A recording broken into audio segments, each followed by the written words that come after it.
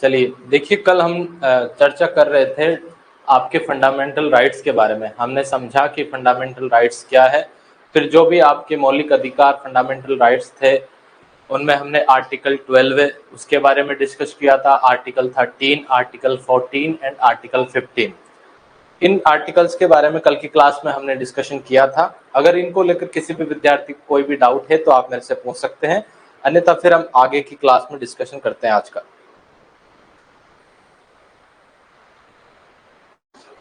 चलिए, किसी भी विद्यार्थी को कोई भी कमेंट नहीं है, उम्मीद है सभी विद्यार्थियों को समझ में आया होगा। चलिए शुरुआत करते हैं आज की क्लास की। तो आज हम आगे के जो आपके फंडामेंटल राइट्स के आर्टिकल्स हैं उनके बारे में डिस्कशन करेंगे। हम 12, 13, आर्टिकल 14 एंड 15 के बारे में ऑलरेडी कल की क्लास में डिस्कस कर चुके हैं। आज हम डिस्कस करेंगे आर्टिकल 16, अनुच्छेद 16, जिसका नाम है सरकारी सेवाओं में अवसर की समानता। आर्टिकल 16 में ये प्रोविजन किए गए हैं कि जो गवर्नमेंट जॉब है उनमें सभी सिटीजन्स को इक्वल अपॉर्चुनिटीज है, सभी नागरिकों को समान अवसर की समानता है। कोई भी नागरिक है वो इसमें पार्टिसिपेट कर सकता है। तो देखिए, इसमें कुछ प्रोविजंस किए गए हैं, वो हम समझते हैं कौन कौन से प्रोविजंस आर्टिकल 16 में किए गए हैं।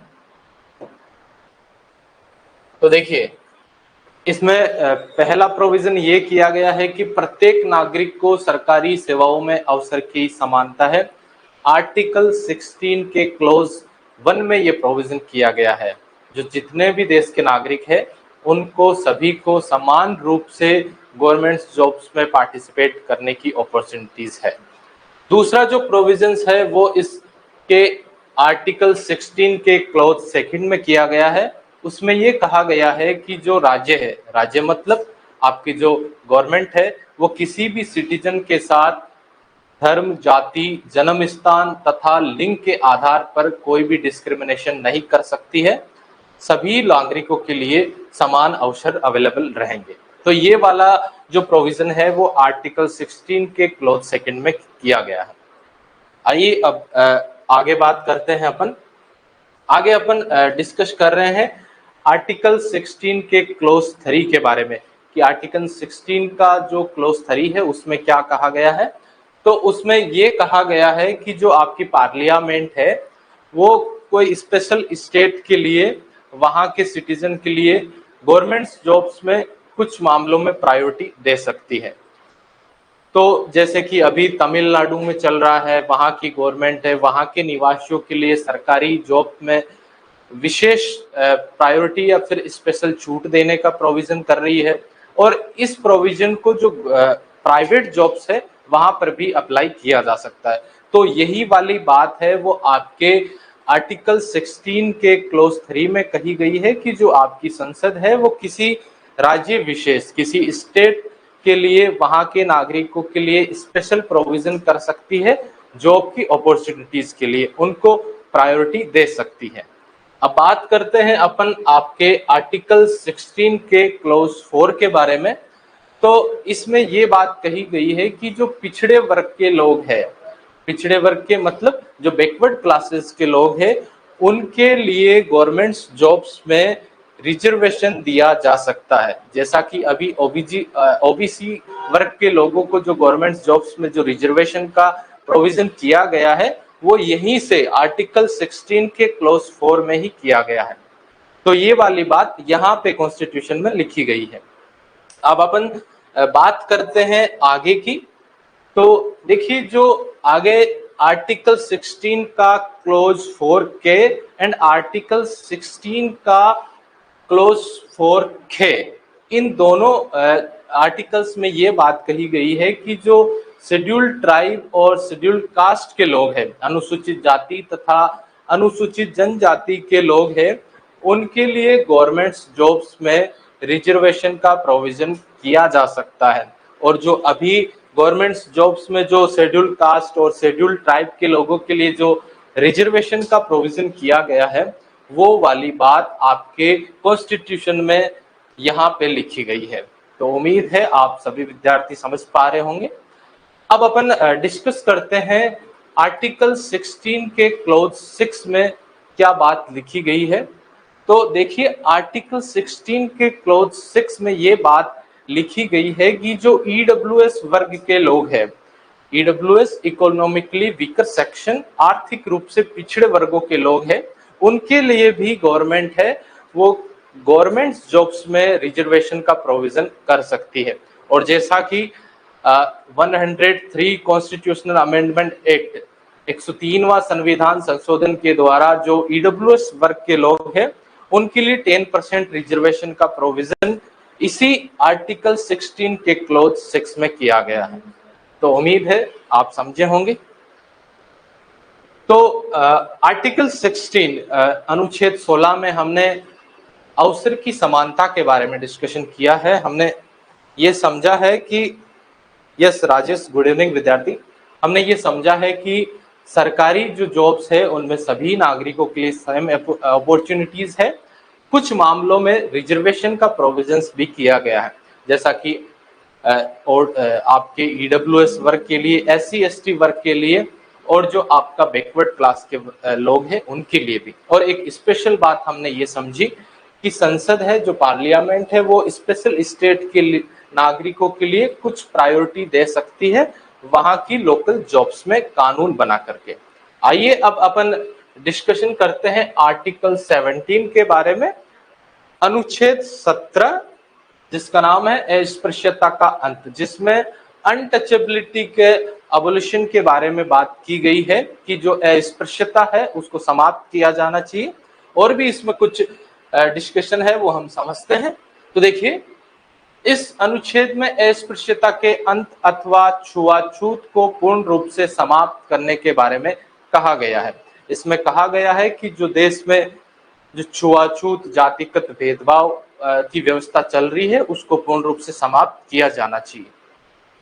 दूसरा जो प्रोविजंस ये किया गया है कि इस आर्टिकल में, आर्टिकल 17 में संसद ने एक 1955 वर्ष 1955 में एक कानून बनाया था अस्पृश्यता या फिर अनटचेबिलिटी को रोकने के लिए, जिसका नाम था अस्पृश्यता अपराध अधिनियम।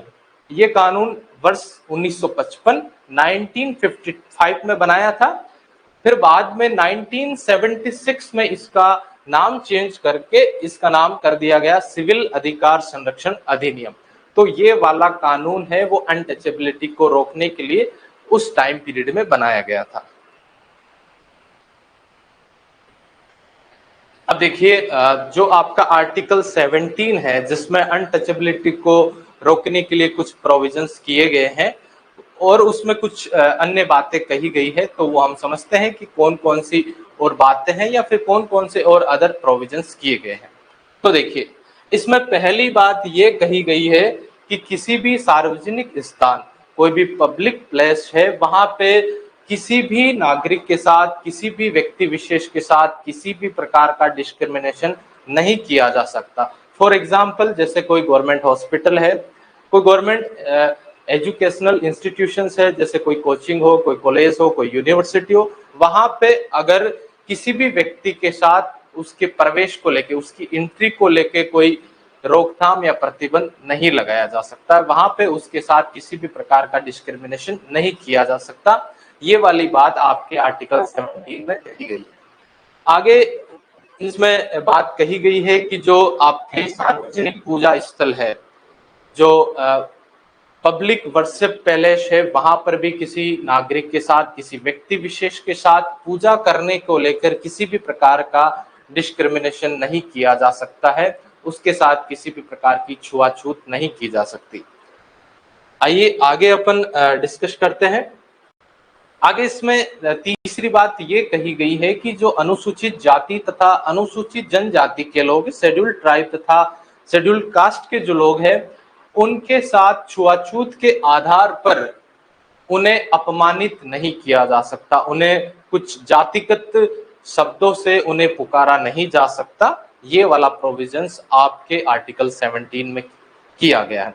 जैसा कि निश्चित रूप से ग्रामीण क्षेत्रों में ये चलता रहता है, आपके रूरल एरियाज में जो अनुसूचित जाति और अनुसूचित जनजाति के लोगों के साथ जो कुछ जाति सूचक शब्दों से उन्हें अपमानित किया जाता है, तो उसी को लेकर यहाँ पे आपके आर्टिकल 17 में ये प्रोविजन किया गया है। अगली बात इसमें ये कही गई है कि अगर जो आपके अनटचेबिलिटी को कोई भी व्यक्ति विशेष अगर बिहेव में लाता है, छुआछूत की प्रथा को अपनाता है, तो उसको 1 वर्ष से लेकर के 2 साल की सजा हो सकती है, उसको जेल में डाला जा सकता है। तो ये वाला प्रोविजंस अनटचेबिलिटी को रोकने के लिए सजा के रूप में आर्टिकल 17 में किया गया है। आगे इसमें यह भी बात कही गई है कि अगर कोई व्यक्ति विशेष अनटचेबिलिटी को बिहेव में लाता है, छुआछूत की प्रथा को अपनाता है, तो वो व्यक्ति विशेष संसद तथा राज्य विधानसभाओं के जो इलेक्शंस होते हैं उसमें पार्टिसिपेट नहीं कर सकता, उसके पार्टिसिपेशन पे बैन लगाया जा सकता है।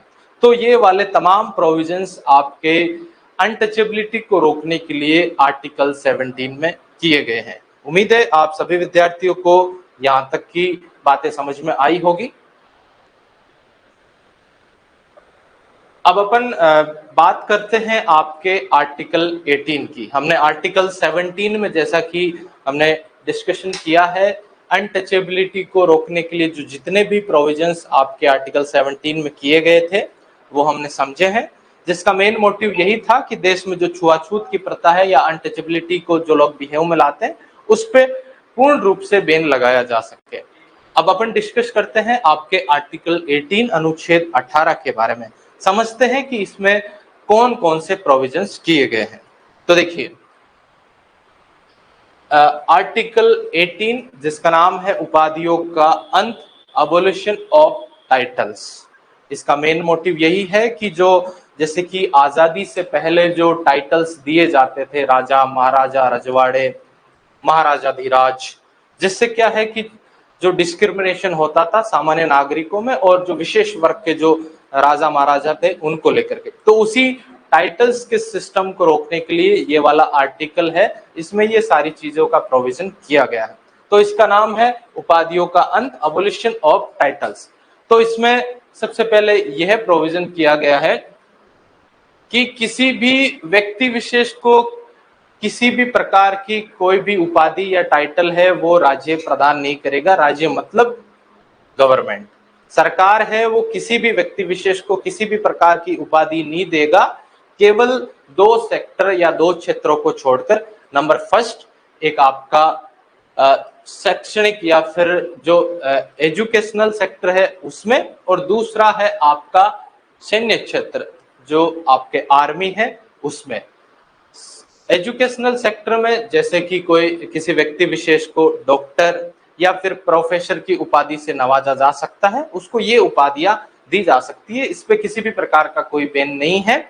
और जो आर्मी के क्षेत्र में जो उपाधि है जिसमें मेजर, कर्नल, कप्तान, ये तमाम उपाधियां दी जा सकती है।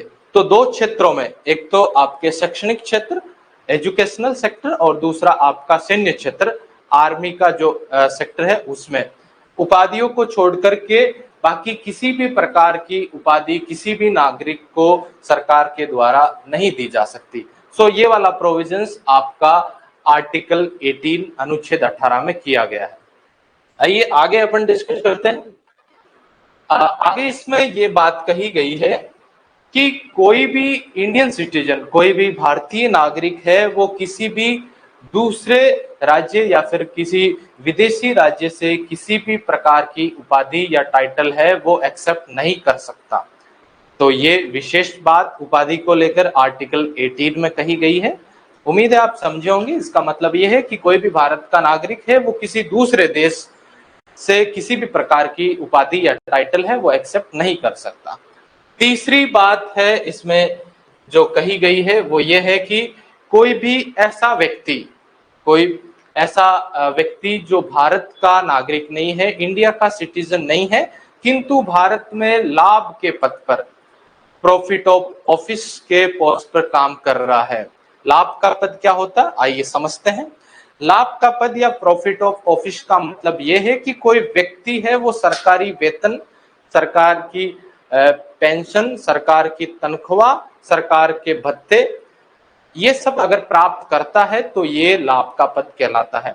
तो इसमें यही प्रोविजन किया गया है कि कोई व्यक्ति विशेष जो इंडिया का सिटीजन नहीं है, भारत का नागरिक नहीं है, और वो भारत में किसी लाभ के पद पर प्रॉफिट ऑफ ऑफिस पे अगर वो नियुक्त है, कार्य कर रहा है, तो वो किसी विदेशी राज्य, किसी फॉरेन स्टेट से बिना प्रेसिडेंट की परमिशन के किसी भी प्रकार की उपाधि या टाइटल एक्सेप्ट नहीं कर सकता। उम्मीद है आप समझे होंगे। इसका मतलब सिंपल भाषा में यही है कि कोई व्यक्ति है, अगर वो भारत का नागरिक नहीं है, फिर भी वो भारत में कोई जॉब कर रहा है, कोई लाभ के पद पर नियुक्त है, तो वो भारत के राष्ट्रपति की परमिशन के बिना किसी दूसरे राज्य से किसी भी प्रकार का टाइटल या उपाधि है वो एक्सेप्ट नहीं कर सकता। आइए आगे अपन डिस्कस करते हैं। आगे अपन बात करेंगे आपके आर्टिकल 19 अनुच्छेद 19 की, जिसमें स्वतंत्रता या फिर आपके फ्रीडम के बारे में कुछ राइट्स दिए गए हैं। हमने आर्टिकल 18 में आपके उपाधि या फिर टाइटल्स से रिलेटेड जितने भी प्रोविजंस थे उनके बारे में डिस्कस किया है। अब अपन आर्टिकल 19 जिसका नाम है स्वतंत्रता का अधिकार, राइट टू फ्रीडम, समझते हैं इसमें कौन कौन से विशेष प्रोविजंस किए गए हैं। तो देखिए, इसमें पहली बात ये कही गई है कि सभी नागरिकों को वाक एवं अभिव्यक्ति की स्वतंत्रता प्राप्त है। वाक एवं अभिव्यक्ति की स्वतंत्रता का मतलब ये है कि तमाम जो भारत के नागरिक हैं उनको बोलने तथा अपने विचार अभिव्यक्त करने की स्वतंत्रता है। वो अपने विचार किसी के साथ भी साझा कर सकते हैं। तो ये वाला प्रोविजन है वो आपका आर्टिकल 19 के क्लोज 1A में किया गया है। Freedom of speech and expression, जिसको इंग्लिश में ये कहा जाता है। दूसरा इसमें ये प्रोविजन किया गया है कि किसी भी नागरिक को बिना हथियारों के कहीं पर भी सम्मेलन करने का अधिकार प्राप्त है। ये वाला प्रोविजन आपके आर्टिकल 19 के क्लोज 1B में किया गया है। तो उम्मीद है इसका मतलब भी आप समझे होंगे निश्चित रूप से कि आपके पास वेपन्स नहीं होने चाहिए, आप कहीं पर भी शांतिपूर्वक सम्मेलन कर सकते हैं। आइए आगे की बात करते हैं अपन। अब देखिए, अगली बात इसमें ये कही गई है कि भारत के किसी भी नागरिक को समूह एवं संघ बनाने की फ्रीडम है। इसका प्रोविजंस आपके आर्टिकल 19 के क्लोज 1C में किया गया है। इसका मतलब यह है कि आप किसी भी प्रकार की यूनियन, किसी भी प्रकार का एसोसिएशन है वो बना सकते हैं, आप पे किसी भी प्रकार का बैन नहीं है। तो ये वाली फ्रीडम आपको आर्टिकल 19 1 क्लोज C में दी गई है।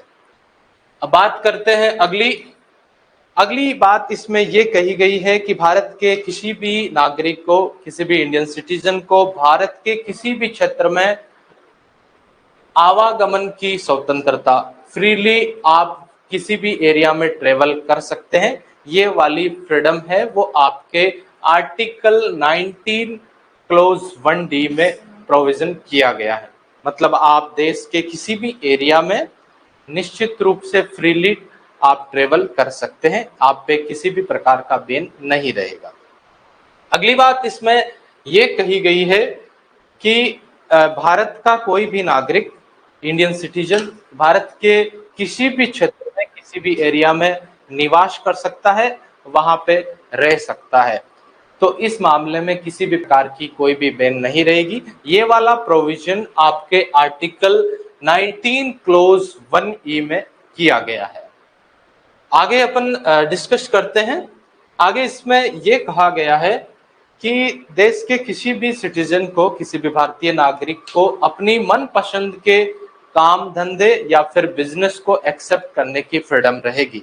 आप अपनी इच्छा के अनुसार काम कर सकते हैं, किसी भी प्रकार का व्यापार कर सकते हैं, इसके लिए आप पे किसी भी प्रकार की बैन नहीं रहेगी।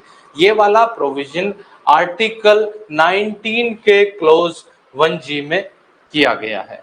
तो उम्मीद है ये तमाम बातें आप अच्छे से समझे होंगे।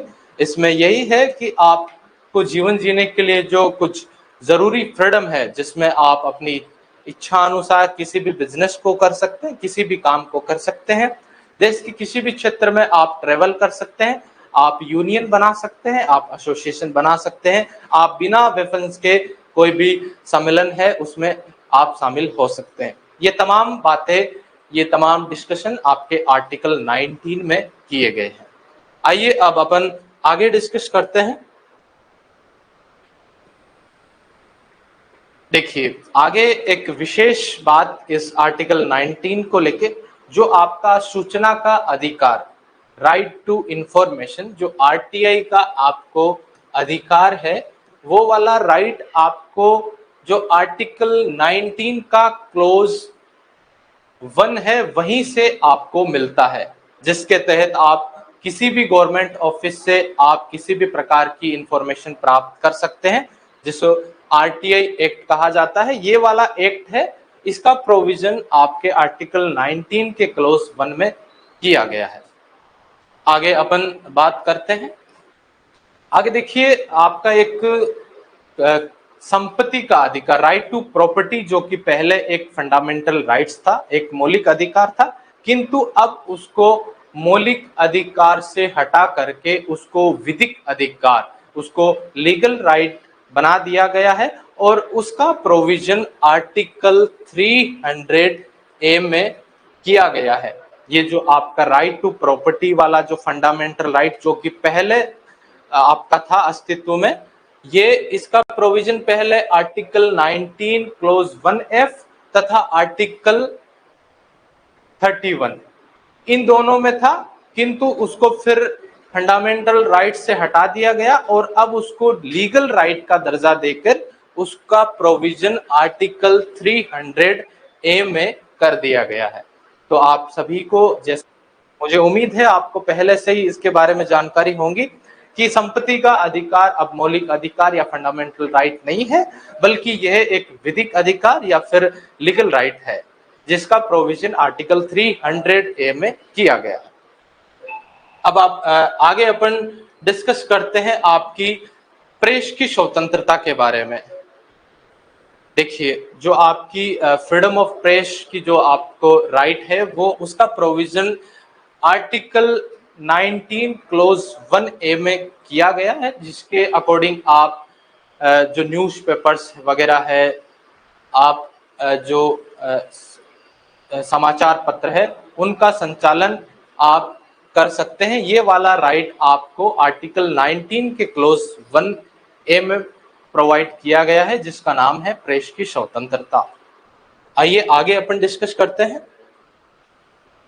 देखिए, जो आपके आर्टिकल 19 में जितने भी आपको राइट दिए गए हैं, जिनके बारे में अपन ने अभी डिस्कस किया है, इन पे कुछ मामलों में बैन लगाया जा सकता है, इन पे प्रतिबंध लगाए जा सकते हैं।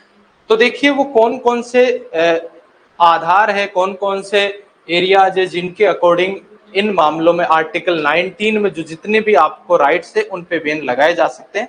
तो देखिए, सबसे पहला जो आपका ग्राउंड्स है वो है भारत की एकता एवं अखंडता। अगर भारत की यूनिटी और जो भारत की सॉवरेनिटी है वो डिस्टर्ब होती है, तो आपके आर्टिकल 19 पे जो आपको जितने भी राइट्स मिले हुए हैं उन पे निश्चित रूप से गवर्नमेंट ऑफ इंडिया के द्वारा बैन लगाए जा सकते हैं। तो ये आपको याद रहना चाहिए। दूसरा है सिक्योरिटी ऑफ द स्टेट। राज्य की अगर सुरक्षा को खतरा है, आपके आर्टिकल 19 में जो जितने भी आपको राइट्स मिले हुए हैं उनसे लेकर उनके रिगार्डिंग अगर स्टेट की सुरक्षा को कोई भी खतरा है सिक्योरिटी को लेकर, तो उस मामले में भी आपकी जो आर्टिकल 19 में जो आपको फ्रीडम दी गई है, जो राइट्स अवेलेबल किए गए हैं, उन पे बैन लगाए जा सकते हैं। दूसरा बेस ये है बैन लगाने का। तीसरा जो आधार है वो ये है कि अगर आपके जो फॉरेन स्टेट्स है, जो विदेशी राज्य है, उनके साथ फ्रेंडली रिलेशंस है और वो रिलेशंस डिस्टर्ब हो रहे हैं आपके आर्टिकल 19 में जो आपको राइट्स दिए गए हैं उनके कारण, तो उसकी वजह से भी आपके आर्टिकल 19 में जो जितने भी राइट्स है उन पे बैन लगाए जा सकते हैं। तो ये वाले कुछ आधार है। अगर ये आर्टिकल 19 में प्रोवाइड किए गए जो आपको राइट्स है उनकी वजह से ये डिस्टर्ब होते हैं, तो उसके कारण फिर आपके आर्टिकल 19 में जो जितने भी राइट्स है उन पे बैन लगाए जा सकते हैं। पहला था unity, integrity, sovereignty, security of the state and friendly relationship with the foreign states. तो ये तमाम प्रोविजंस है, उनकी वजह से आपके जो आर्टिकल 19 में जो राइट्स है उन पे बैन लगाए जा सकते हैं। अगला जो आपका रीजन है वो है लोक व्यवस्था। अगर पब्लिक एडमिनिस्ट्रेशन अगर डिस्टर्ब होता है आपके आर्टिकल 19 में जो राइट्स आपको प्रोवाइड किए गए हैं उनकी वजह से, तो भी उन पे बैन लगाया जा सकता है।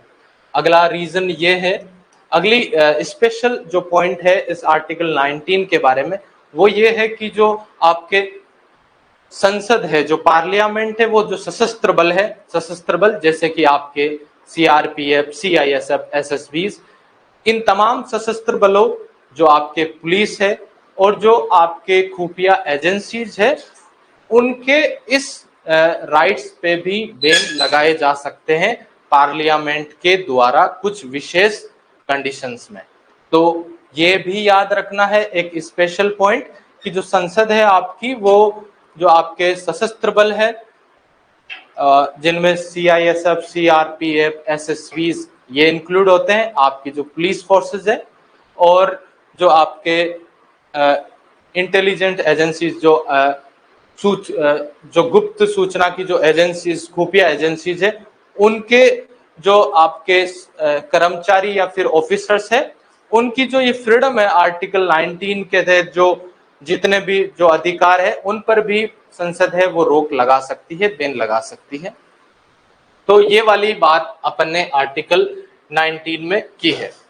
अब एक विशेष पॉइंट और है आर्टिकल 19 के रिगार्डिंग कि जो जब देश में नेशनल इमरजेंसी या राष्ट्रीय आपातकाल की घोषणा होती है, आर्टिकल 352 अनुच्छेद 352 के तहत जब देश में राष्ट्रीय आपातकाल लगाया जाता है, तब आपकी ये जो आर्टिकल 19 में जो राइट्स मिले हुए हैं, जो आपको स्वतंत्रताएं मिली हुई है, वो ऑटोमेटिकली उन पे बैन लग जाता है। उसके लिए प्रेसिडेंट को डिक्लेरेशन या फिर घोषणा करने की जरूरत नहीं होती है। जब भी देश में अगर राष्ट्रीय आपातकाल या फिर नेशनल इमरजेंसी लगती है आर्टिकल 352 के अकॉर्डिंग, तो ये जो आर्टिकल 19 में जितने भी आपको राइट्स प्रोवाइड किए गए हैं, जो हमने अभी डिस्कस किए हैं, वो ऑटोमेटिकली उन सब पे बैन लग जाता है। उसके लिए प्रेसिडेंट को किसी भी प्रकार की डिक्लेरेशन या घोषणा करने की जरूरत नहीं होती। तो उम्मीद है आर्टिकल 19 के तमाम प्रोविजंस आप अच्छे से समझे होंगे। तो हमने आर्टिकल 19 में आपकी जो फ्रीडम थी, स्वतंत्रता थी, उनके बारे में डिस्कशन किया है। जो जितने भी आपको राइट्स अवेलेबल करवाए गए थे उनके बारे में, और हमने ये भी डिस्कस किया है कि कुछ कंडीशंस ऐसी है जिनके आधार पे आपके आर्टिकल 19 में जो आपको राइट्स अवेलेबल करवाए गए हैं उन पे बैन भी लगाया जा सकता है, जिनमें हमने देखा नेशनल सिक्योरिटी, राष्ट्रीय सुरक्षा, संप्रभुता, एकता, अखंडता, ये तमाम बातें हमने डिस्कस की है आर्टिकल 19 के रिगार्डिंग। तो यहाँ तक अगर किसी भी स्टूडेंट को कोई भी प्रॉब्लम है तो मेरे से आप पूछ सकते हैं। 2 मिनट का टाइम है आपके पास। अगर यहाँ तक तमाम जो हमने आर्टिकल 16, 17, 18 एंड 19 डिस्कस किए हैं उनसे रिलेटेड कोई भी प्रॉब्लम है, कोई एक भी आपको वर्ड समझ नहीं आया, तो आप मेरे से पूछ सकते हैं, फिर अपन आगे बढ़ते हैं। चलिए मैं पानी पी लेता हूं, तब तक आप कमेंट करके पूछिए।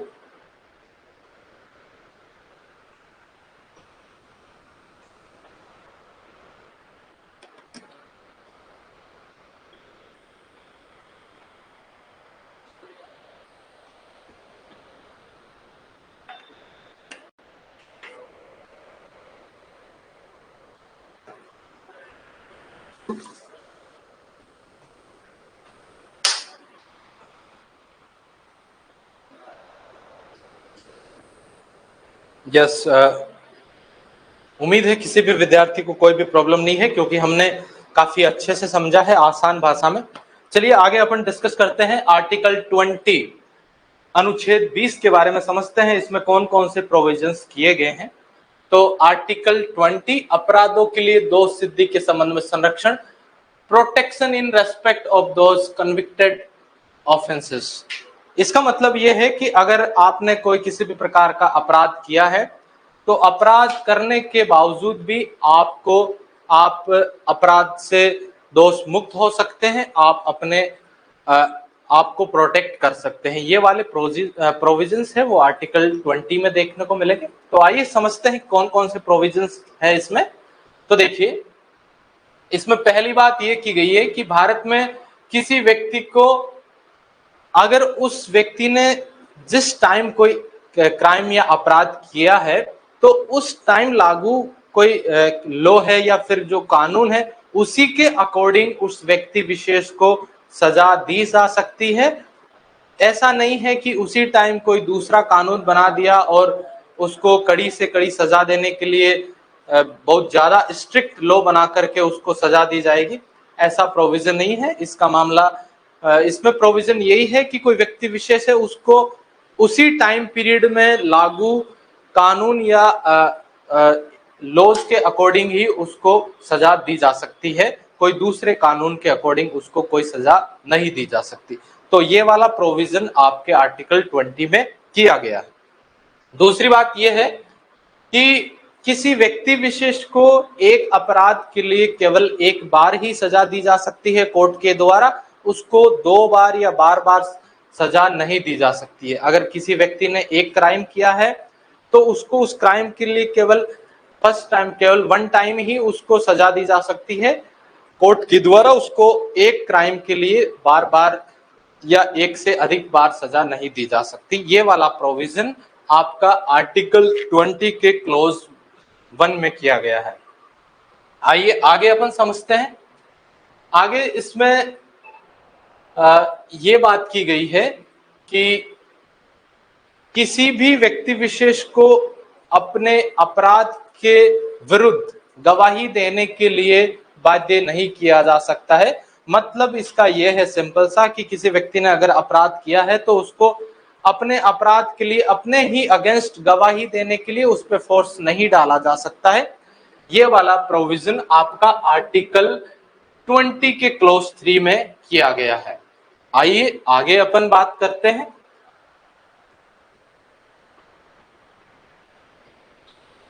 तो ये वाली तमाम डिस्कशंस है हमने आर्टिकल 20 में की है, जो अपराधों के विरुद्ध आपको प्रोटेक्ट करता है। अगर आपने अपराध कोई क्राइम किया है तो भी आप अपने आप को प्रोटेक्ट कर सकते हैं। ये तमाम डिस्कशन हमने आर्टिकल 20 में देखे हैं। अब अपन आगे की बात करते हैं आर्टिकल 21 अनुच्छेद 21, जिसका नाम है प्राण एवं दैहिक स्वतंत्रता का अधिकार, या फिर इसको सामान्य भाषा में जीवन जीने का अधिकार, right to life and liberty भी कहा जाता है। तो समझते हैं इसमें कौन कौन से प्रोविजंस किए गए हैं। तो देखिए, इसमें पहला प्रोविजन ये किया गया है कि किसी भी व्यक्ति विशेष को उसके जीवन से तथा उसकी दैहिक स्वतंत्रता से कानून की विधि के अलावा वंचित नहीं किया जा सकता। ये थोड़ा डिफिकल्ट लैंग्वेज है, लेकिन हम सिंपल भाषा में ये समझते हैं कि बिना कानून की परमिशन के कानूनी तौर पर किसी व्यक्ति को उसके प्राणों से मुक्त नहीं किया जा सकता, उसकी जान नहीं ली जा सकती, उसकी जीवन लीला को समाप्त नहीं किया जा सकता। इसका सिंपल सा मतलब ये है। और दैहिक स्वतंत्रता, इसमें एक दूसरा वर्ड ये है दैहिक स्वतंत्रता। तो दैहिक स्वतंत्रता का मतलब ये होता है, जैसा कि देखिए अपन ये समझते हैं दैहिक स्वतंत्रता, जिसको इंग्लिश में बोलते हैं पर्सनल लिबर्टी।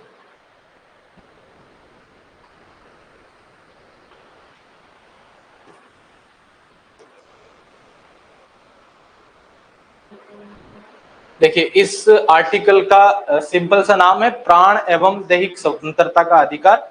तो प्राण का मतलब तो ये हो गया कि किसी व्यक्ति को केवल कानून बना करके ही उसको अपने प्राणों से, अपने जीवन से उसको वंचित किया जा सकता है, उसकी जीवन लीला समाप्त की जा सकती है, उसको मृत्युदंड दिया जा सकता है केवल कानून के द्वारा ही, कोई व्यक्ति विशेष उसको बिना कानून के कोई सजा नहीं दे सकता। ये वाला पहला प्रोविजन है इसमें। और दूसरा जो इसमें वर्ड आता है आपका दैहिक स्वतंत्रता, जिसको इंग्लिश में बोलते हैं पर्सनल लिबर्टी। दैहिक स्वतंत्रता का मतलब ये है कि कोई व्यक्ति विशेष से उस पे जबरदस्ती उसको किसी दूसरे व्यक्ति विशेष के विचारों के अकॉर्डिंग जीवन जीने के लिए उसको बाध्य नहीं किया जा सकता, उस पे फोर्स नहीं डाला जा सकता। वो अपने अकॉर्डिंग अपनी पर्सनल लाइफ को जी सकता है, अपनी पर्सनल लाइफ को मैनेज कर सकता है। इस दैहिक स्वतंत्रता या पर्सनल लिबर्टी का मतलब यह है। तो उम्मीद है इन दोनों वर्ड्स का मतलब आप समझे होंगे, जिसका डिटेल नाम ये है इस आर्टिकल 21 का, प्राण एवं दैहिक स्वतंत्रता का अधिकार, जिसमें प्राण का मतलब यह है कि कोई व्यक्ति विशेष की जीवन लेना या उसको मृत्युदंड है वो बिना कानून के नहीं दिया जा सकता, केवल कानून बना करके ही उसको मृत्युदंड दिया जा सकता है या उसकी जीवन लीला समाप्त की जा सकती है। और जो दूसरा वर्ड इसमें आता है दैहिक स्वतंत्रता या फिर पर्सनल लिबर्टी, इसको इंग्लिश में पर्सनल लिबर्टी कहते हैं। इसका मतलब यह है कि किसी व्यक्ति विशेष को दूसरे व्यक्तियों के विचारों के अकॉर्डिंग जीवन जीने के लिए बाध्य नहीं किया जा सकता, उसको फोर्स नहीं किया जा सकता। वो अपने हिसाब से अपनी पर्सनल लाइफ को एंजॉय कर सकता है, अपने जो व्यक्तिगत जीवन है उसको जी सकता है। तो ये उसको अपनी पर्सनल लाइफ जीने का राइट है, वो आर्टिकल 21 में दिया गया है। इसके अलावा भी इसमें कुछ प्रोविजंस किए गए हैं। इसमें अगला प्रोविजंस ये किया गया है कि जो आपका 86 कॉन्स्टिट्यूशनल अमेंडमेंट एक्ट किया गया था, उसमें जो आपका आर्टिकल 21 क्लोज ए ऐड किया गया और उसमें ये प्रोविजन किया गया कि जो 6 to 14 ईयर्स के जो चाइल्ड है, 6 से 14 वर्ष के जो बच्चे हैं, उनके लिए कंपल्सरी प्राइमरी एजुकेशन का प्रोविजन इस आर्टिकल 21 क्लोज ए में किया गया। इसका मतलब यह है कि जो 6 से 14 वर्ष के जो छोटे बच्चे हैं उनके लिए निःशुल्क अनिवार्य प्राथमिक शिक्षा का प्रावधान है, वो 86वें संविधान संशोधन के द्वारा इस अनुच्छेद 21A में किया गया है। तो अब उसी के कारण जो आपका RTE right to education act है वो काम करता है, जिसके आधार पर जो बच्चे हैं वो फ्री में पढ़ते हैं। जैसे सरकारी स्कूल में जो छोटे बच्चे हैं उनके लिए निःशुल्क शिक्षा का प्रावधान किया गया है। तो ये वाला प्रोविजंस भी आपका इस आर्टिकल 21 में किया गया है। आइए आगे अपन डिस्कस करते हैं। आगे इस आर्टिकल 21 में कुछ और भी राइट्स अवेलेबल है, कुछ और भी राइट्स का प्रोविजन किया गया है। तो समझते हैं कौन कौन से और अधिकार है वो इस अनुच्छेद 21 के अंतर्गत उपलब्ध है। तो देखिए, इसमें पहला है विधिक सहायता का अधिकार, राइट टू लीगल एड। इसका मतलब यह है कि कोई भी नागरिक, कोई भी व्यक्ति है, वो अगर उसके पास कानूनी सहायता प्राप्त करने या फिर अपने मुकदमे की सुनवाई करने के लिए, वकील करने के लिए उसके पास पैसा नहीं है, तो वो NALSA act, NALSA, NALSA act, इसके अकॉर्डिंग वो निशुल्क रूप से फ्री लीगल एड प्राप्त कर सकता है। वो फ्री में सरकारी वकील की फैसिलिटी प्राप्त कर सकता है और अपने मुकदमे की सुनवाई कर सकता है।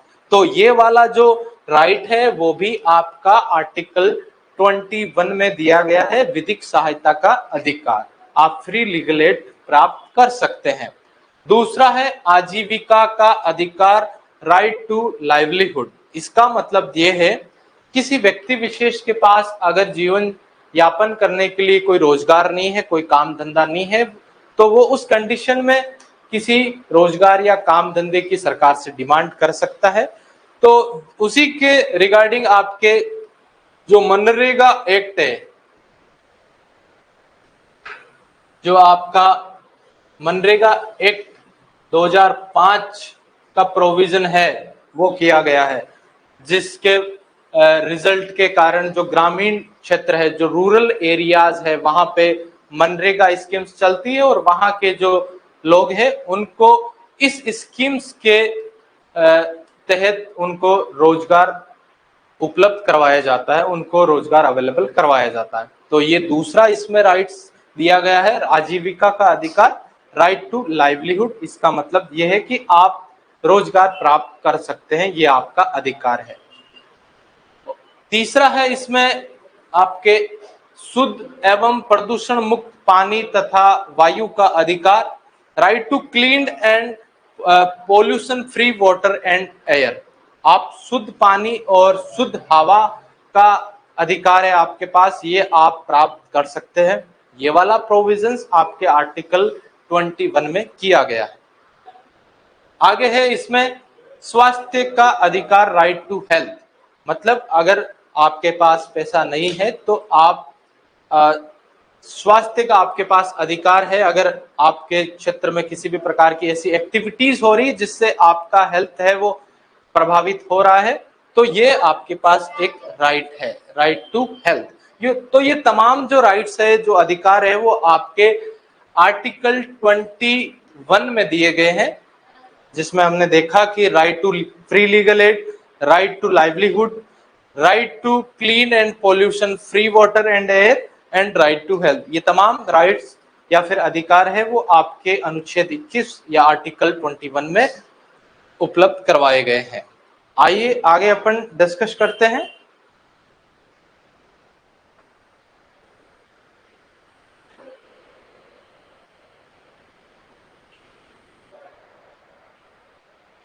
देखिए इसमें आगे और भी कुछ राइट्स अवेलेबल करवाए गए हैं अंडर आर्टिकल 21। उसमें अगला है शुद्ध पर्यावरण का अधिकार, राइट टू क्लीन एनवायरनमेंट, ये भी आपका एक राइट है। दूसरा है विदेश यात्रा का अधिकार, राइट टू ट्रेवल अब्रॉड, आप विदेश की यात्रा भी कर सकते हैं, ये भी आपका एक राइट है अंडर आर्टिकल 21।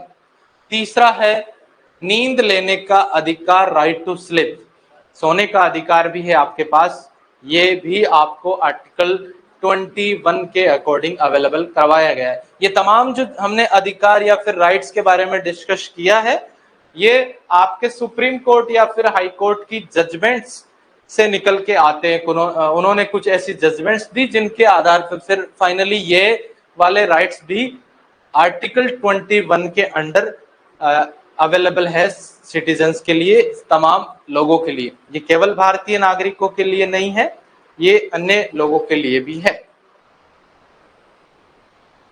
आगे अपन डिस्कस करते हैं। देखिए अब दो स्पेशल पॉइंट है आपके रिगार्डिंग आर्टिकल 21। अनुच्छेद 21 के अंतर्गत कुछ विशेष प्रावधान है। तो इसमें पहला ये पॉइंट है कि आर्टिकल 21 के अनुसार भारत में निष्क्रिय इच्छा मृत्यु का प्रावधान किया गया है, पैसिव इथोनेशिया का प्रोविजन किया गया है। अब हम पहले तो ये समझते हैं कि ये आपका इथनेशिया क्या होता है। तो देखिए इथनेशिया एक इस प्रकार का सिस्टम है जिसमें कोई पेशेंट, कोई व्यक्ति विशेष जो बीमारी से पीड़ित है, वो पेशेंट है, वो लंबे टाइम पीरियड से किसी अस्पताल में एडमिट है और उसकी कंडीशन ऐसी है कि वो पेशेंट ना तो ठीक हो सकता है अच्छे से, वो केवल सांस ले पा रहा है। ऐसी वाली कंडीशन किसी पेशेंट की बनी हुई है और उस कंडीशन में उसको बहुत ज्यादा मात्रा में पेन भी झेलना पड़ रहा है, उसको कष्ट भी हो रहा है।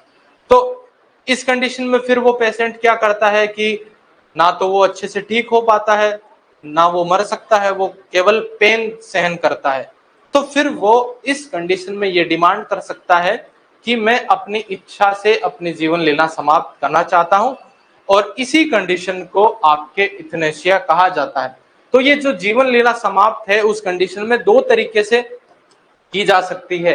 एक होता है आपका एक्टिव इथनेशिया और एक होता है आपका पैसिव इथनेशिया। अब देखिए एक्टिव का मतलब यह है कि उस कंडीशन में जब वो पेशेंट जैसे आपके आईसीयू में एडमिट है या फिर सपोर्ट सिस्टम पे है, तो उसको जो जितने भी मेडिसिन अवेलेबल करवाई जा रही है वो मेडिसिन ना दी जाए, उसको एक्टिव रूप से किसी प्रकार का ऐसा इंजेक्शन देके उसकी जीवन लीला समाप्त की जा सकती है। यह है आपका एक्टिव इथनेशिया। और दूसरा है आपका पैसिव इथनेशिया। इसमें ये प्रक्रिया होती है कि जो पेशेंट है वो जिस सपोर्ट सिस्टम पे वो जिंदा रह रहा है उस तमाम सपोर्ट सिस्टम को हटा लिया जाए। जैसे वो सांस लेने की जो जितनी भी जो एक्टिविटीज या जो सिस्टम लगाए गए हैं उसके लिए, उन सभी सपोर्ट सिस्टम को अगर हटा लेंगे तो उस कंडीशन में उसकी डेथ हो जाएगी। तो ये वाला जो प्रोसेस है वो आपका पैसिव यूथेनेशिया कहलाता है और ये वाला एक्टिव यूथेनेशिया कहलाता है। तो आपके आर्टिकल 21 में जो ये पैसिव यूथेनेशिया है, जिसमें सपोर्ट सिस्टम को हटाने के बाद में इनडायरेक्टली उस व्यक्ति विशेष की डेथ हो जाती है, इस वाला ये वाला प्रोविजंस है वो आपके आर्टिकल 21 में किया गया है कि कोई भी व्यक्ति विशेष है वो निष्क्रिय इच्छा मृत्यु है वो प्राप्त कर सकता है। अपने देश में जो ये पैसिव यूथेनेशिया है उसका प्रोविजन किया गया है आर्टिकल 21 के अकॉर्डिंग। तो उम्मीद है ये दो जो वर्ड है active euthanasia and passive euthanasia, इसके बारे में आप समझे होंगे। आगे अपन बात करते हैं आर्टिकल 21 में अगला प्रोविजन ये किया गया है आपका प्राइवेसी से रिलेटेड, आपकी गोपनीयता से रिलेटेड प्रोविजंस है वो आर्टिकल 21 में किया गया है, जिसके आधार पर कोई भी व्यक्ति विशेष है उसकी पर्सनल जो चीजें हैं, उसकी पर्सनल बायोमेट्रिक या फिर पर्सनल चीजें हैं वो बिना उसकी परमिशन के साझा नहीं की जा सकती। इसीलिए जब आप आपके फिंगरप्रिंट का यूज करते हैं या फिर आपके आधार कार्ड का कहीं पर भी डॉक्यूमेंटेशन के लिए यूज होता है तो आपके पास में आपकी परमिशन के लिए एक ओटीपी आता है आपके फोन में। वो इसीलिए आता है क्योंकि इसका प्रोविजंस आर्टिकल 21 में किया गया है कि किसी भी व्यक्ति विशेष की जो पर्सनल चीजें हैं बिना उसकी परमिशन के उनको किसी के साथ शेयर नहीं किया जा सकता। तो ये आपका जो प्राइवेसी वाला जो राइट है वो भी अंडर आर्टिकल 21 आपको प्रोवाइड किया गया है सभी लोगों के लिए। तो उम्मीद है आर्टिकल 21 में जितने भी बातें हैं, तमाम डिस्कशन हमने किया है, उनसे रिलेटेड सारी चीजें आपको समझ में आई होगी। अब अपन आगे बात करते हैं। देखिए अगला आपका आर्टिकल है आर्टिकल 22 अनुच्छेद 22, जिसका नाम है गिरफ्तारी एवं निरोध से संरक्षण। यहाँ पे दो वर्ड्स लिखे गए हैं, एक है आपका गिरफ्तारी, एक है आपका निरोध। समझते हैं गिरफ्तारी क्या होती है और निरोध क्या होता है। देखिए article 22 protection from arrest and detention. तो गिरफ्तारी का मतलब पहले समझते हैं अपन।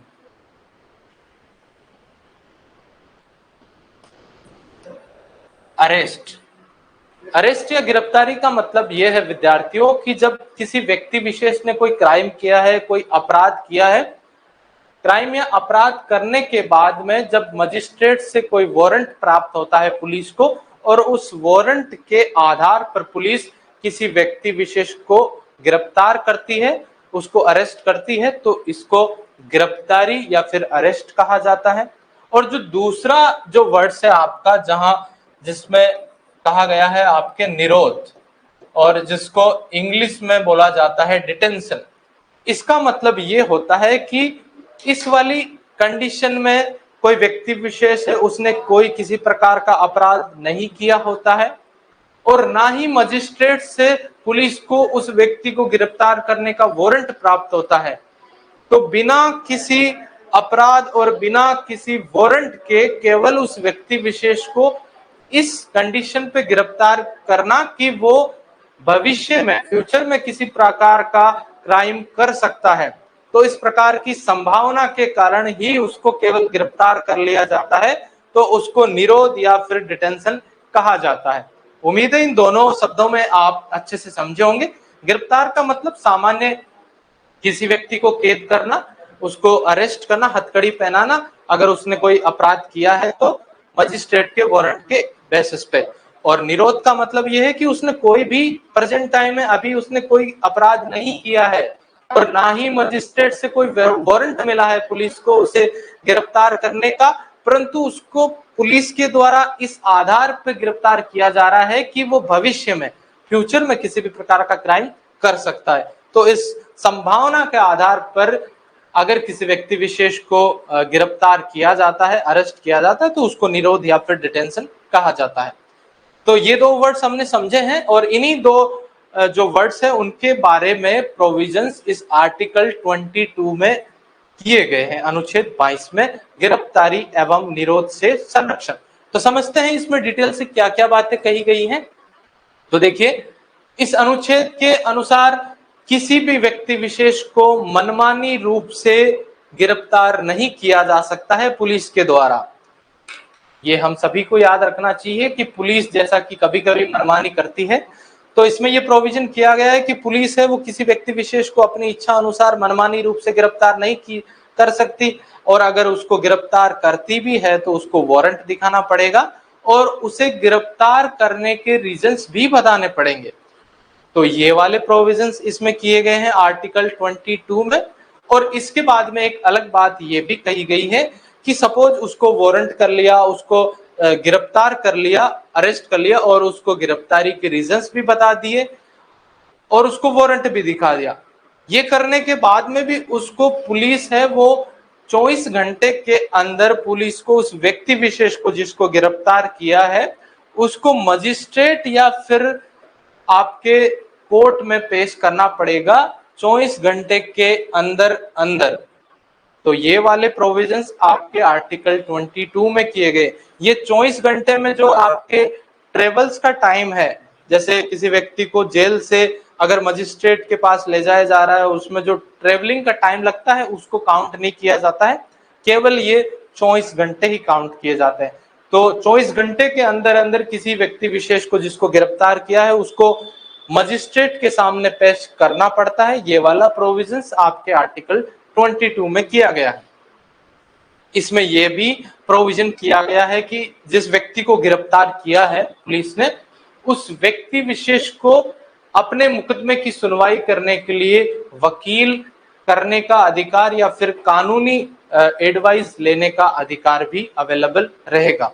तो ये तमाम प्रोविजंस किसी व्यक्ति विशेष के बारे में जिसको गिरफ्तार किया है उसको वारंट भी दिखाना पड़ेगा, गिरफ्तारी के रीजंस भी बताने पड़ेंगे, और फिर गिरफ्तार करने के बाद में 24 आवर्स 24 घंटे के अंदर उस व्यक्ति विशेष को मजिस्ट्रेट के सामने पेश भी करना पड़ेगा, और पेश करने के बाद में उसको अपने वकील से डिस्कस करने का, अपने लिए वकील करने का अधिकार भी रहेगा। ये तमाम राइट्स का प्रोविजंस आपके आर्टिकल 22 में किया गया है। अब दूसरा प्रोविजंस आपका इस डिटेंशन या फिर ये आपका निरोध है, इसके बारे में किया गया है कि अगर किसी व्यक्ति विशेष को इस आधार पर, इस बेस पर गिरफ्तार किया जाता है कि वो भविष्य में, फ्यूचर में किसी प्रकार का क्राइम कर सकता है, तो उस व्यक्ति विशेष को भी गिरफ्तार करने के रीजंस बताने पड़ेंगे पुलिस को, और दूसरा उसके लिए जो वकील है या फिर जो कानूनी सहायता है, कानूनी एडवाइस है, वो भी उसको लेने का अधिकार अवेलेबल रहेगा। तो ये डिटेंशन या निरोध के तहत जो निवारक नजरबंदी वाले व्यक्ति है उसके लिए ये प्रोविजंस किए गए हैं। तो ये तमाम प्रोविजंस आपके गिरफ्तारी या फिर डिटेंशन से रिलेटेड आर्टिकल 22 में किए गए हैं। उम्मीद है आप सबने अच्छे से समझा होगा। हमने स्टार्टिंग में इसमें निरोध और गिरफ्तारी के बारे में सामान्य से डिफरेंस देखे हैं कि इनमें क्या डिफरेंस होता है, क्योंकि ज्यादातर स्टूडेंट्स है वो समझ नहीं पाते हैं निरोध या डिटेंशन का मतलब क्या होता है। और यही जो निरोध या फिर डिटेंशन के तहत किसी व्यक्ति को जब गिरफ्तार किया जाता है तो इसका ज्यादातर मिसयूज किया जाता है जो आपके रूलिंग पार्टीज है उनके द्वारा, अभी प्रेजेंट टाइम में भी किया जा रहा है। तो इस पे आपके सुप्रीम कोर्ट ने काफी चिंता जताई है कि इस मिसयूज को रोका जाए। तो ये वाली तमाम चीजें हमने आर्टिकल 22 के रिगार्डिंग डिस्कस की है। आइए आगे बात करते हैं अपन।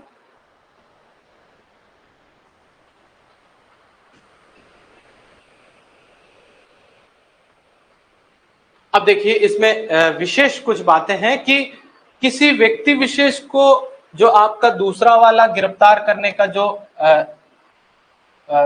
निरोध वाला जो मामला था, डिटेंशन या निरोध, जिसको इंग्लिश में डिटेंशन बोलते हैं,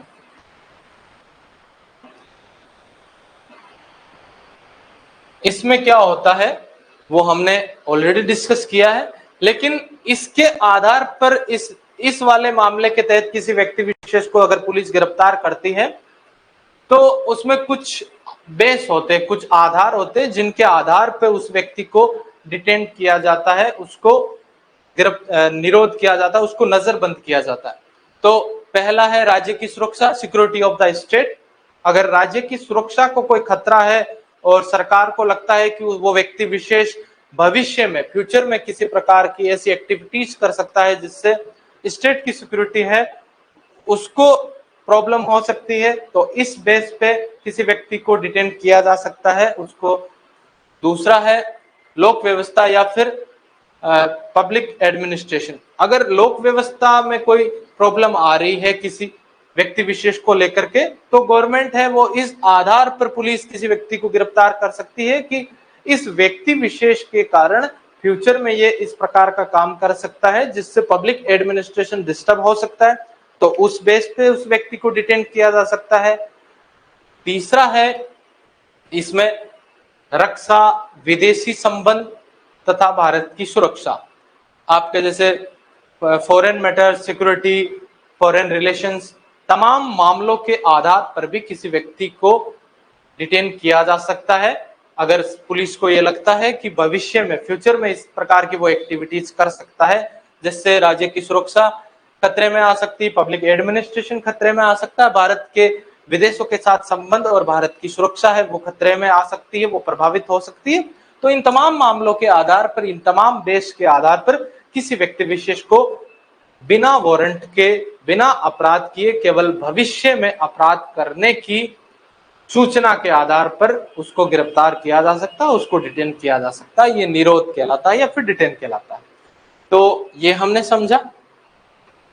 अब देखिए इसमें आपके 3 प्रकार से आपके किसी व्यक्ति विशेष को प्रिवेंटिव डिटेंशन किया जा सकता है, उसको नजरबंद किया जा सकता है 3 तरीके से। पहला है उसको 3 महीने तक, उसको बिना वारंट के, बिना अपराध किए उसको 3 महीने तक नजरबंद करके रखा जा सकता है। दूसरा मामला है कि 3 महीने से अधिक टाइम के लिए भी अगर सरकार को लगता है तो उसको नजरबंद करके रखा जा सकता है, प्रिवेंटिव डिटेन करके रखा जा सकता है। और तीसरा मामला यह है, तीसरा मैटर इसमें, कि अगर संसद को यह लगता है, सरकार को यह लगता है, तो वो संसद कानून बना करके भी मैक्सिमम टाइम पीरियड के लिए भी किसी व्यक्ति विशेष को नजरबंद करके रख सकती है, उसको डिटेन करके रख सकती है। तो ये वाले प्रोविजंस आपके 3 बेस है, जिसमें एक 3 महीने के लिए, दूसरा 3 महीने से अधिक टाइम के लिए, और तीसरा अगर संसद को लगता है कि हाँ अभी भी किसी व्यक्ति विशेष को डिटेन करके रखने की नीड है, तो उसको कानून बना करके फिर मैक्सिमम टाइम के लिए भी नजरबंद करके रखा जा सकता है। तो ये आपका टाइम पीरियड हो गया डिटेंशन या फिर निरोध के लिए।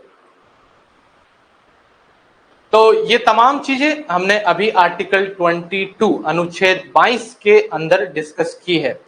तो उम्मीद है आप सभी विद्यार्थियों को सारी चीजें समझ में आई होगी। तो एक बार अपन वापस रिवीजन कर लेते हैं कि आज की क्लास में हमने क्या क्या डिस्कस किया है। तो हमने स्टार्टिंग की थी आज की क्लास में आपके आर्टिकल 16 से अनुच्छेद 16, जिसमें ये डिस्कस किया था कि अवसर की समानता, जो गवर्नमेंट जॉब्स है उनमें सभी जो सिटीजन्स है उनको सेम अपॉर्चुनिटीज अवेलेबल है, किंतु कुछ मामलों में जो आपके जैसे कि आपके बैकवर्ड क्लासेस है, आपके शेड्यूल्ड ट्राइब है, शेड्यूल्ड कास्ट है, ईडब्ल्यूएस कैटेगरीज है, उनके लिए कुछ मामलों में रिजर्वेशन का प्रोविजन किया गया था इस आर्टिकल 16 के अकॉर्डिंग। फिर हमने आर्टिकल 17 के बारे में डिस्कस किया, जिसमें अनटचेबिलिटी को अबोलिश करने के बारे में चर्चा करी थी हमने, कि जो छुआछूत है उसकी प्रथा को पूर्ण रूप से समाप्त किया जाना चाहिए, अनटचेबिलिटी को उस पर बैन लगाया जाना चाहिए, उसको अबोलिश करना चाहिए। फिर हमने ये कहा कि अगर किसी आपके पब्लिक प्लेस पे किसी व्यक्ति विशेष के साथ कोई भी डिस्क्रिमिनेशन नहीं किया जा सकता, अनटचेबिलिटी नहीं की जा सकती। फिर हमने ये भी देखा कि कोई जैसे आपका पूजा स्थल है, जो आपका सार्वजनिक पूजा स्थल है, पब्लिक वर्शिप प्लेस है, वहां पर भी इस प्रकार की एक्टिविटीज नहीं की जा सकती, जो अनटचेबिलिटी है उसको बिहेव में नहीं लाया जा सकता। फिर हमने ये भी डिस्कस किया कि अगर कोई व्यक्ति विशेष अनटचेबिलिटी को बिहेव में लाता है तो उसको 1 से 2 साल की सजा भी हो सकती है। ये वाले प्रोविजंस इसमें किए गए हैं आर्टिकल 17 में। फिर हमने ये भी देखा कि अगर कोई व्यक्ति विशेष अनटचेबिलिटी को बिहेव में लाता है या छुआछूत की प्रथा को एक्सेप्ट करता है, छुआछूत की प्रथा को अपनाता है, तो संसद और राज्य विधानमंडल, जो पार्लियामेंट और जो स्टेट असेंबलीज की इलेक्शन है, वहां पे उसको इलेक्शन लड़ने से उस पर बैन लगाया जा सकता है। तमाम चीजें हमने आर्टिकल 17 में डिस्कस की थी। आइए आगे अपन आर्टिकल 18 की बात करते हैं। आर्टिकल 18 जिसमें हमने डिस्कस किया था अबलिश ऑफ टाइटल्स, उपाधियों का अंत, जिसमें सरकार केवल जो आपके एजुकेशनल इंस्टीट्यूशंस है, जो शैक्षणिक संस्थान है और जो आपकी आर्मी है, वहां पे ही केवल टाइटल्स दे सकती है। जैसे आपके एजुकेशनल इंस्टीट्यूशंस में डॉक्टर या फिर प्रोफेसर की टाइटल्स दे सकती है, और आर्मी यानी सैनिक क्षेत्र में जो जैसे मेजर, कैप्टन, ये तमाम आपके टाइटल्स दे सकती है।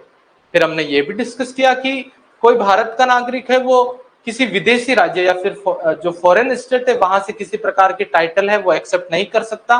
फिर तीसरी बात हमने ये डिस्कस की थी कि कोई विदेशी नागरिक है जो भारत का सिटीजन नहीं है और वो भारत में किसी प्रॉफिट ऑफिस या फिर लाभ के पद पर काम कर रहा है, तो वो भारत के प्रेसिडेंट की परमिशन के बिना किसी फॉरेन स्टेट से किसी भी प्रकार के टाइटल एक्सेप्ट नहीं कर सकता। ये तमाम चीजें हमने आर्टिकल 18 में डिस्कस की थी। फिर आर्टिकल 19 राइट टू फ्रीडम, स्वतंत्रता का अधिकार, जिसमें हमने वाक एवं अभिव्यक्ति की स्वतंत्रता के बारे में डिस्कस किया था।